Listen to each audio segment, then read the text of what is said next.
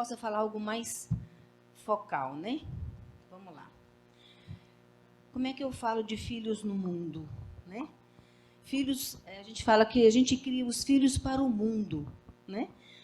Você tem os filhos, cria e o amor. Então, o que é ser mãe? Nós falamos muito, mas e os filhos? E quando eles vão embora? Só de pensar o coração aperta, né?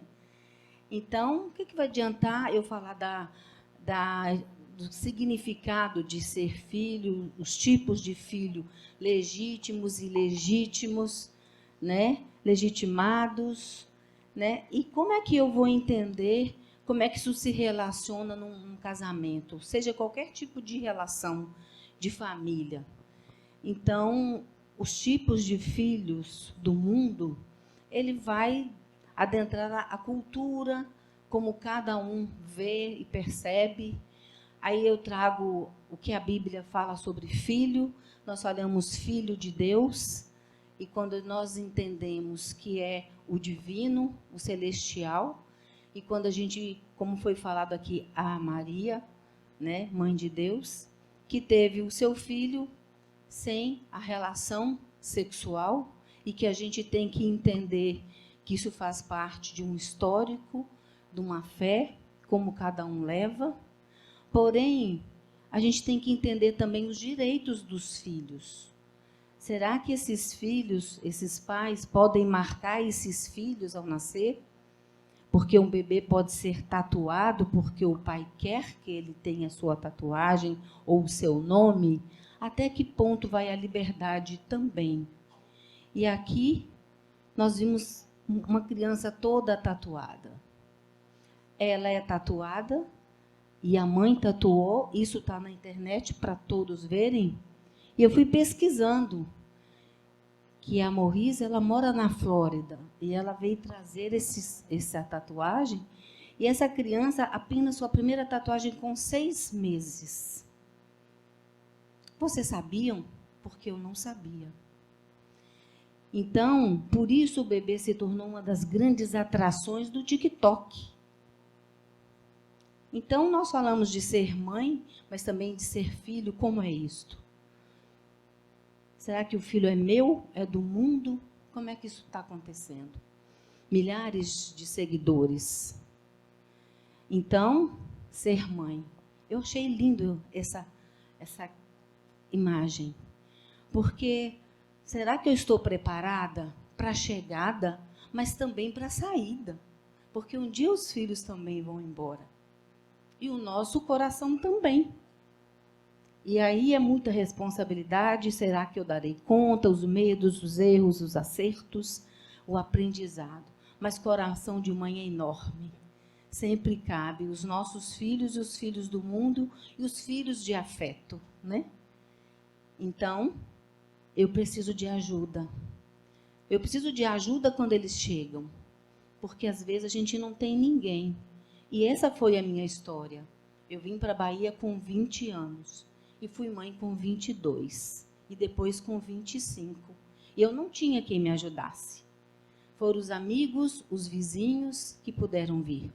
Mas minha mãe veio. Minha mãe saiu lá de BH para vir ficar aqui. Ela cuidou tão bem do meu filho, ela enrolou ele tão enroladinho, quando ele chegou no médico, estava com febre. Porque lá em Minas é frio e aqui é calor. Ela trouxe a cultura de lá para cá. E ela foi aprendendo que não precisava agasalhar tanto. Então, a gente busca o apoio da família e a gente vai implicar esse pai no cuidado, que foi aqui lindo que Patrícia e João trouxeram. Como implicar esse pai nas tarefas, que é fundamental.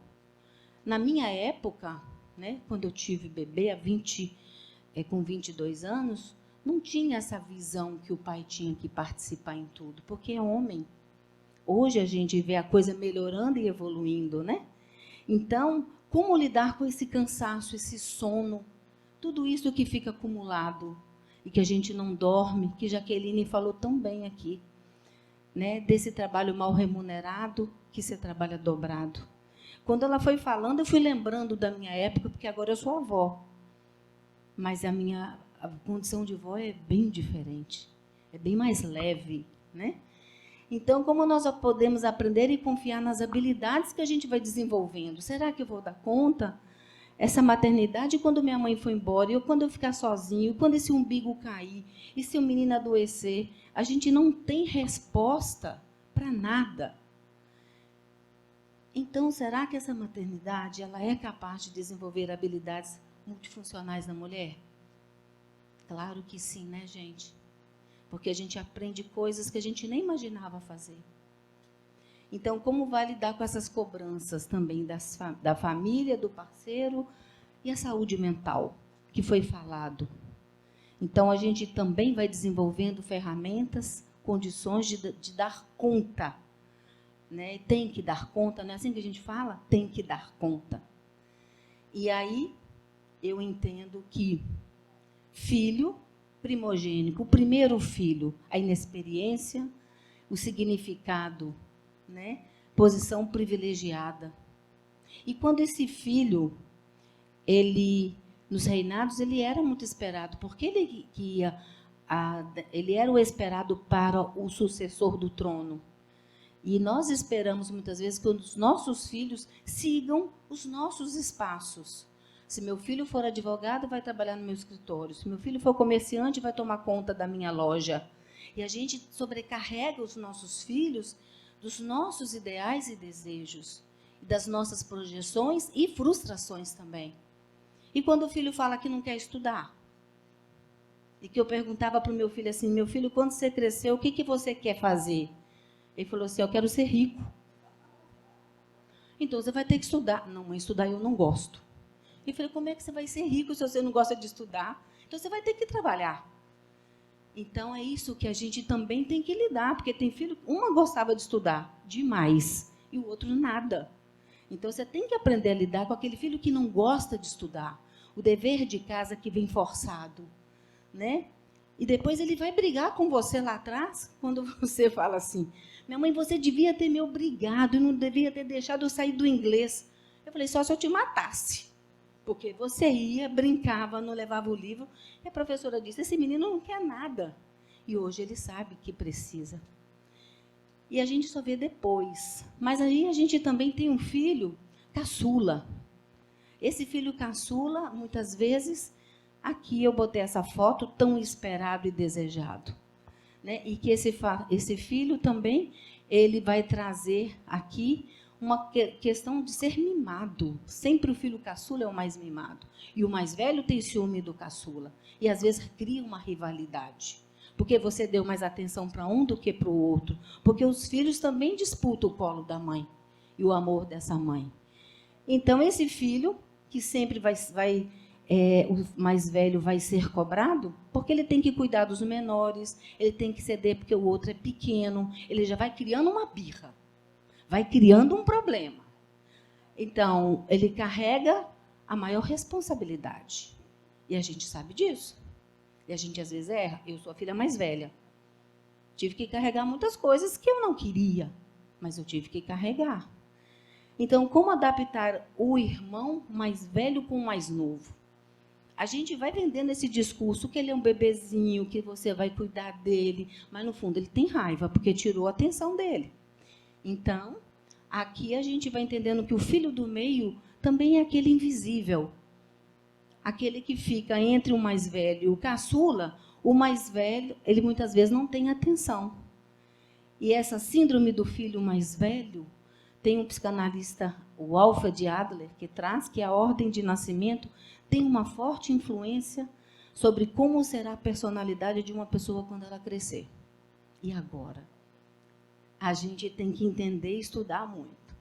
Então, a psicologia do desenvolvimento, ela vai explicar essa síndrome do filho do meio.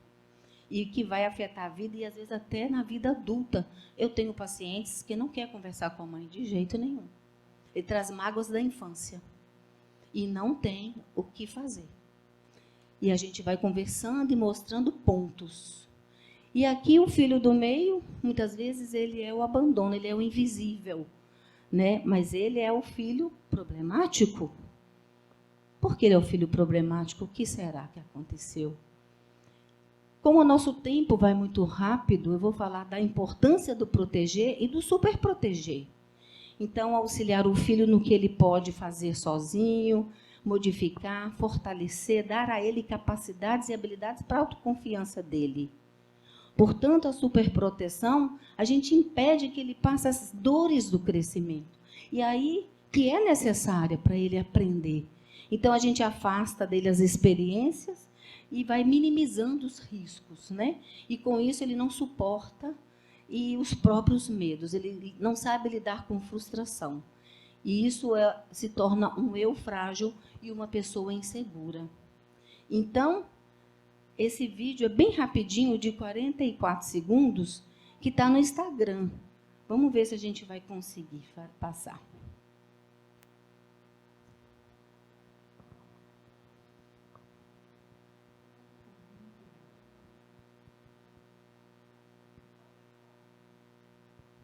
Se não der, não tem problema. Vocês podem olhar, está no Instagram. Foi um recorte que eu recebi esta semana. Eu estou finalmente descobrindo quem eu sou, mãe. Mas tenho medo que isso me afaste de você.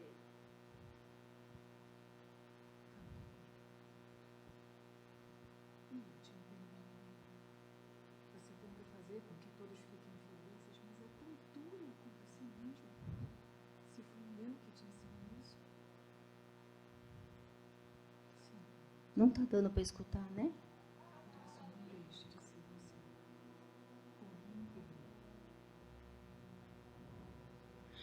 Aí a gente vê que, às vezes, nós nos tornamos inseguras, mães inseguras, e os nossos filhos também ficam inseguros. E, às vezes, é ele e a mãe se desculpando. Se eu fiz isso com você, me desculpe. Como a gente não pode errar? Claro que a gente vai errar. A gente não está aqui para falar de perfeição, mas de tentativas. E a adolescência, a gente fala que é aborrecência. E essa aborrecência, a gente vai entender que essa pessoa está passando por fases, por crises, dificuldades. E é um trabalho. Então, o filho criado é trabalho dobrado? Não tem essa fala? Será que é? Às vezes sim, às vezes não. Então, qual é a diferença da mãe galinha e a mãe águia? Vocês já ouviram falar? A mãe galinha são mães que exageram habitualmente na proteção dos filhos.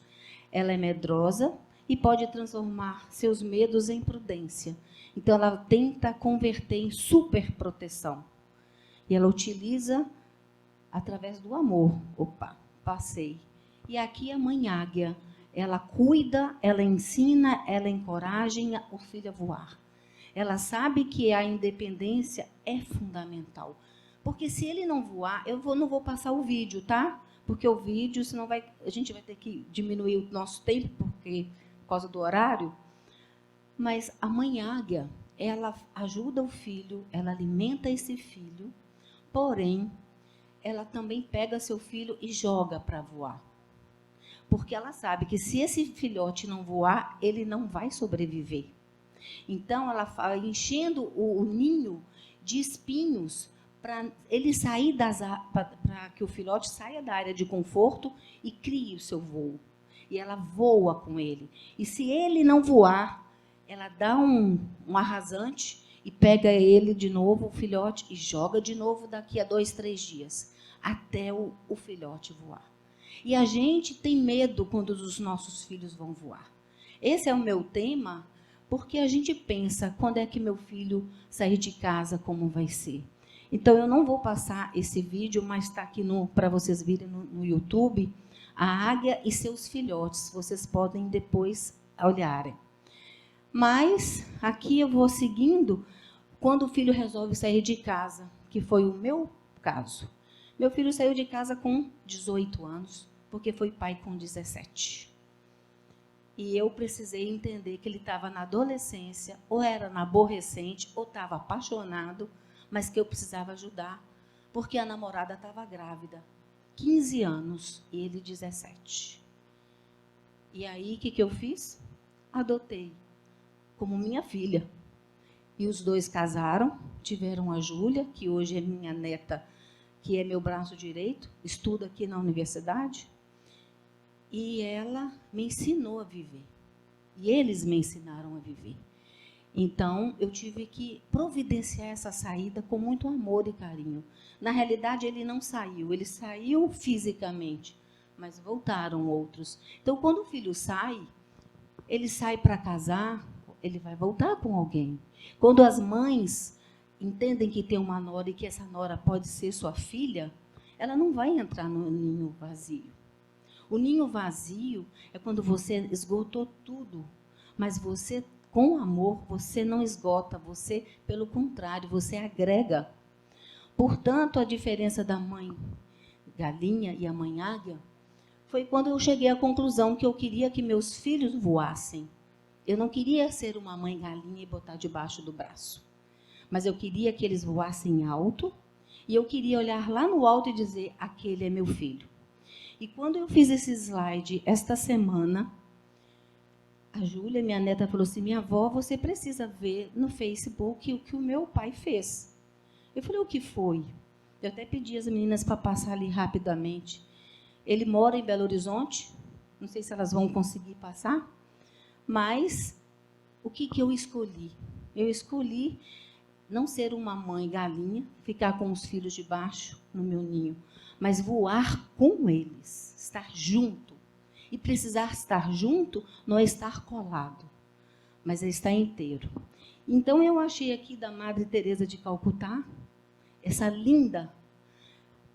lindo poema que ela traz, ou uma oração, ou uma reflexão. Os filhos são como águias. Ensinarás a voar, mas não voarão teu voo. Ensinarás a sonhar, mas não sonharão os teus sonhos. Ensinarás a viver, mas não viverão a sua vida. Mas em cada voo, em cada sonho e em cada vida, permanecerá para sempre a marca dos seus ensinamentos recebidos. E foi nesta palestra que meu filho deu, que eu vi pela primeira vez esses ensinamentos. Por isso que eu gostaria de compartilhar com vocês, tá? Aqui estão as referências, e eu vou ver se as meninas conseguem passar, porque eu pedi de última hora, tá no Facebook, e se elas conseguirem, vocês vão ouvir. Ele saiu daqui, meu filho não quis estudar, tentou várias faculdades, vários cursos, nada ele queria, foi para a Unime, foi para a FTC, agora ele é um grande empresário em São Paulo, em Belo Horizonte. É um trecho pequeno que vocês vão poder escutar ele falando um pouco da mãe águia aqui. Eu chegou a ter uma rede de óticas em Belo Horizonte. Minha mãe e meu pai se casaram, foram para a Bahia, para Salvador. E aí eu comecei, ela não quis entrar em abrir uma ótica, então ela acabou montando uma rede de ótica, né? Ou rede de ótica não, uma distribuidora para ótica. E então lá se encontrava do parafuso, a plaqueta, a ponteira, tudo para ótica, de equipamentos. Naquela época o representante tinha uma região grande, então ele ia até a minha mãe ali, vendia uma determinada quantidade e ela fazia esse trabalho da distribuição. E ali eu comecei, ainda muito novo, com 18 anos, né, quando eu descobri que eu ia ser pai da Júlia. E ali foi onde eu comecei a minha carreira na parte de vendas. E minha mãe, ela sempre briga comigo. Não, você não começou vendendo óculos, você sempre começou vendendo plaqueta e parafuso de busão em Salvador. Você começou vendendo de busão mesmo? De busão em Salvador. Porta em porta? Porta em porta. Que na legal. Época lá do João Dantas, da época lá do Emério Piton, muita gente boa ali. A dona Maísa, que tive o prazer de reencontrar agora lá no nosso showroom. Que legal, cara, que legal. E já são quantos anos? Cara, mas aí eu vou entregar minha idade, né? Ah, eu tô aqui fazendo conta. Mas já são aí quase 20 anos. Quase 20 anos. Que aí deixa em aberto. Pouquinho de 20 anos. Deixa em aberto 21. isso daí. 21 anos, Jorge. E, cara, eu queria entender de você, assim, porque acho que quando a gente começa a trabalhar, a gente começa a trabalhar muito porque a gente precisa de dinheiro. Sim. E você descobriu que ia ser pai, acho que as fraldas começaram a bater na porta, e você falou assim, cara, preciso de grana, vou vender aquilo que minha família já sabe, aquilo que eu já tenho alguma familiaridade. Mas vender não é fácil. Vender não é uma tarefa fácil, né, Henrique? Não é fácil, não é fácil. E assim, eu acho que foi entre vários beliscões da minha mãe, porque naquela época a gente ali muito sem inexperiência, então ela dava dicas e ali eu fui aprendendo muito em cima dos meus erros. E ali foi me capacitando de uma maneira bem interessante, porque eu errava e ela me corrigia. E ainda a gente erra hoje, né? Mas com menos frequência a gente busca, né, aprender cada vez mais. Nesse seu início, assim, lá, as primeiras vendas, ou os primeiros nãos, né? Porque acho que o vendedor vive mais de não do que de sim, infelizmente, né? A gente acostuma a ouvir não, insistir, seguir, vender até ter o êxito. Qual foi a lição mais importante que você carrega até hoje? Então, Daniel, eu acho que a importância maior é a construção da confiança, porque eu acho que isso aí te gera credibilidade, né, com os seus clientes, seus parceiros, e isso aí foi onde eu aprendi muito com minha mãe, né, fala a verdade, por pior que seja, né, sempre trabalhe com a verdade. E a transparência, para mim, hoje é um método que eu uso muito no meu dia a dia. É a transparência. Gente, vocês estão vendo aí, né? Tem aquela fama que diz o seguinte, que vendedor bom é vendedor que mente. Acabamos de ver aqui um relato verdadeiro, sincero, mas que a gente está gravando isso aqui para ficar recordando aí na tua casa. Mas o bom vendedor não é aquele que mente, mas é aquele que fala a verdade e consegue, junto da verdade, criar um relacionamento de confiança. É um trecho, né? E que eu não vou negar para vocês que tudo chegou numa hora assim. Eu fiz esse material essa semana correndo e eu recebi essa notícia essa semana e tudo isso para mim mexeu muito comigo, porque eu nunca esperava ouvir do meu filho caçula esse tipo de coisa, ainda mais num programa. Ele não quis estudar, não fez uma faculdade. Ele é representante nacional das óticas da Ford. Foi o primeiro vendedor do Brasil, em primeiro lugar por 2 vezes. E não quis estudar, porque ele disse que ele queria era ser rico.